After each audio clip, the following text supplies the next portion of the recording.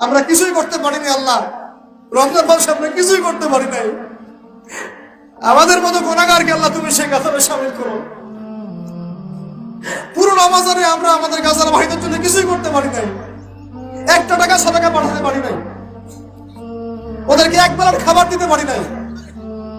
রমজানে আমরা কোরআনের হক আদায় করতে পারি নাই, খাস করে তওবা করতে পারি নাই, তাহাজ্জুদ ভালো করে পড়তে পারি নাই, তারাবি ঠিক মতো পড়তে পারি নাই। রোজা রেখেছি গদবাদা রোজা রাখার মতো। আল্লাহ যেভাবে তোমার নবী সাহাবীরা আমল করেছিলেন এরকম আমল আমরা করতে পারি নাই। তাও তোমার ক্ষমা, তোমার দয়ায়, তোমার রহমতে আজকে আমাদেরকে ক্ষমা করো এবং এই শিক্ষাগুলো থেকে আমাদেরকে ভবিষ্যতে তৌফিক দান করো, যাতে করে আমরা তোমার রেজামন্দির মতো করে জীবনযাপন করতে পারি, গুনাহমুক্ত জীবনযাপন করতে পারি, ইসলামের জন্য একদম জান মাল সময় শ্রম উজাড় করে দিনের খেদমত করতে পারি। দিন ইসলামকে আল্লাহ পাকের জমিনে আমরা দুর্বল থাকতে দিব না ইনশাআল্লাহ।